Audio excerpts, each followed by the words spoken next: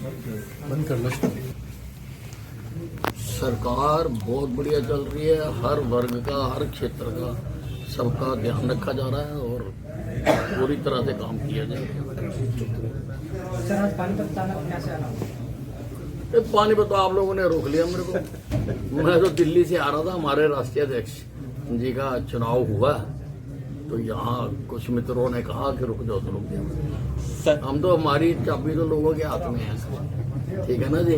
वो कहते चलो हम चल पड़ते हैं, वो कहते रुक जाओ, हम रुक जाते हैं। सर कांग्रेस इस वक्त पूरी एक्टिव है, संगठन को अपने जीवित करने के लिए कुरुक्षेत्र में वर्ग लगाया जा रहा है और जिला अध्यक्षों की ट्रेनिंग करवा रही हो। देखो उन्होंने जो करना है वो कर लेंगे, उनकी पार्टी खत्म हो चुकी है। हरियाणा हम जीते, कांग्रेस हारी। दिल्ली हम जीते, कांग्रेस हारी। बिहार हम जीते, कांग्रेस हारी। बीएमसी हम जीते, कांग्रेस हारी। और आगे भी जहाँ जहाँ चुनाव होंगे वहाँ बीजेपी जीतेगी, भारतीय जनता पार्टी जीतेगी, क्योंकि नरेंद्र मोदी ने राजनीति की दिशा बदल दी है। पहले होती थी सिर्फ झूठे नारे देते थे, झूठे वादे करते थे, गरीबी खत्म कर देंगे, ये कर देंगे। तो अब नहीं, अब मोदी जी ने करके दिखाया। लोग अब मोदी जी पर विश्वास करते हैं। अब बंगाल आ रहा है, 100% बंगाल में भी भारतीय जनता पार्टी जीतेगी और जो सारी पार्टियां हारेंगी। सारी पार्टियों के हमने दफ्तर बंद करवा दिए, इनको कोई पूछने वाला नहीं है। और ये तो अब टुकड़े टुकड़े पार्टी है, गूंद लगा के जोड़ते रहो बैठ के। इतने तो ग्रुप बने हुए हैं, इतने टुकड़े बने हुए हैं। विज साहब कहीं आपकी भी ये रील ना वायरल हो जाए, जैसे चुनाव के समय राहुल गांधी ने प्रेस कॉन्फ्रेंस करके वो कहा था कि नायब सैनिक की रील है, हमारे पास सारे इंतजाम है। अब आप कह रहे हैं मैं तो ओपन बोल रहा हूँ, इसको वायरल कर दो आप। ये जो संगठन तैयार किया कांग्रेस ने, सर इसका कोई असर पड़ेगा आने वाले टाइम पे? जो अभी देखिए ऐसा है, वो एक गाना आता है, बिक गया जो वो खरीदार नहीं हो सकता। इनका काम खत्म हो गया, अब कुछ नहीं इनके पास। हरियाणा में से कुछ जैसे लगातार वारदातें हो रही है क्राइम को लेके, तो अभय चौटाला ये कह रहे हैं कि हरियाणा में न तो कानून व्यवस्था है न सीएम है, क्या कहना चाहोगे? देखिए ऐसा है, लगभग 5000 एंटी सोशल एलिमेंट्स को जेलों के अंदर डाला गया है। सरकार काम कर रही है तो डाला ना, ऐसे तो नहीं पकड़ के किसी को डाला जा सकता।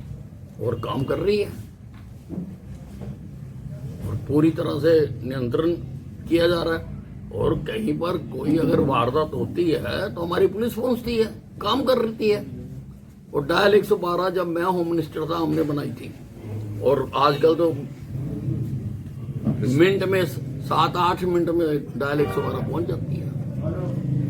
विज साहब गाने के बड़े शौकीन है, अब हरियाणा में बदमाशी कल्चरों के गाने को बैन किया जा रहा है, तो ठीक है? मैं बदमाशी का तो नहीं करता। नहीं, आप प्यार प्रेम के गाते हैं आप प्यार प्रेम के गाते हैं, लेकिन गाने बैन हो रहे हैं। वो जो बैन होने चाहिए वो हो रहे हैं। आपके डिपार्टमेंट में सर नया क्या कुछ आ रहा है? रोडवेज की बात करें, क्या कुछ आगे देखने को मिलेगा? देखिए रोडवेज में हमारा जो इस वक्त ज़्यादा ध्यान है, क्योंकि पोल्यूशन भी एक मुद्दा है, तो हम ज़्यादा से ज़्यादा ये जो नॉन पोल्यूटिंग व्हीकल्स हैं वो हम डालना चाहते हैं। जैसे इलेक्ट्रिक बसें हम बड़ी संख्या में यहाँ पर डालना चाहते हैं। और अगर इलेक्ट्रिक बसें डाल रहे हैं, जब लोग इलेक्ट्रिक कारें ले रहे हैं, तो इलेक्ट्रिक चार्जिंग स्टेशन भी होने चाहिए। तो इसलिए हम इलेक्ट्रिक चार्जिंग स्टेशन ही बना रहे हैं। और ठीक है, पेट्रोल पंप वालों ने अपने वहाँ लगा दिया, लेकिन इसको तो गाड़ी को तो चार्ज होने में 1 घंटा लगता है या 2 घंटे लगते हैं, तो फैमिली वहाँ बैठ नहीं सकती है। तो हम कोशिश कर रहे हैं कि हाईवेज के ऊपर अच्छे चार्जिंग स्टेशन लग जाएं, जहाँ जहाँ पर हमें होगी हमने ऑर्डर कर दिए हैं, तो उसकी सारी प्रपोजल बनाई जा रही है। सर विधानसभा में विधायक विज ने भी ये सवाल उठाया था, पानीपत में जो इलेक्ट्रिक बस स्टैंड बनना है वो कब तक मिल जाएगा पानीपत वालों को, जो इलेक्ट्रिक बस स्टैंड चालू होना है? चार्जिंग का हम बना रहे हैं जी, चार्जिंग का वो हमने अब ट्रांसपोर्ट को काम दे दिया है, वो ट्रांसपोर्ट डिपार्टमेंट उसको बना रहा है। सर पार्टी को जो युवा राष्ट्रीय अध्यक्ष मिले, लगता है पहले से ज्यादा गति होते हुए?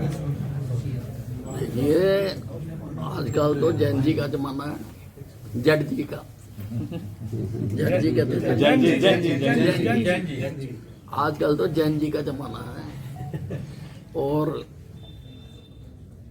जो हमारे राष्ट्रीय अध्यक्ष हैं वो तो बुलेट ट्रेन चला दी है मोदी जी ने। लोग आज बुलेट ट्रेन पे जाना चाहते हैं और वैसे ही हमने सारी पार्टियों को सब जगह सफाया कर दिया, क्योंकि लोग विकास चाहते हैं, विकास की राजनीति चाहते हैं लोग।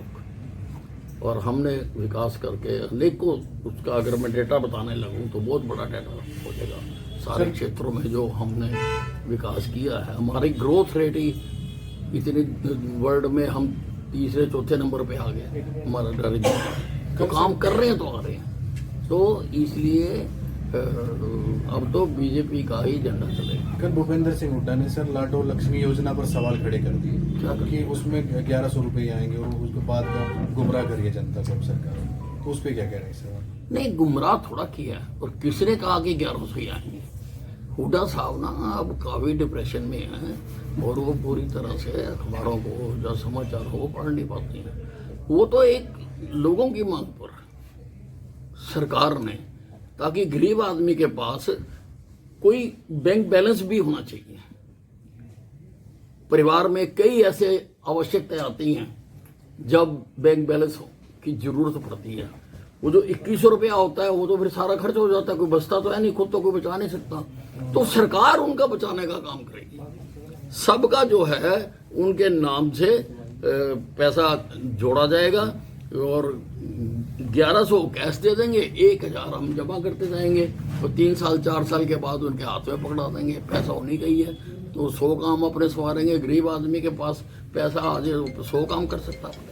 सर, दीपेंद्र हुड्डा जी का कहना है जो बीजेपी पार्टी के नेता और कार्यकर्ता हैं, अवैध कॉलोनियों काटने का काम करते हैं। नहीं, अगर कर रहे हैं तो आप उसकी स्टडी करो, स्टडी करके उसकी FIR दर्ज करो, पता लग जाएगा आप झूठ बोल रहे हो या वो झूठ बोल रहे हो। राष्ट्रीय अध्यक्ष मिल गया सर, प्रदेश अध्यक्ष कब तक मिल जाएगा हरियाणा को?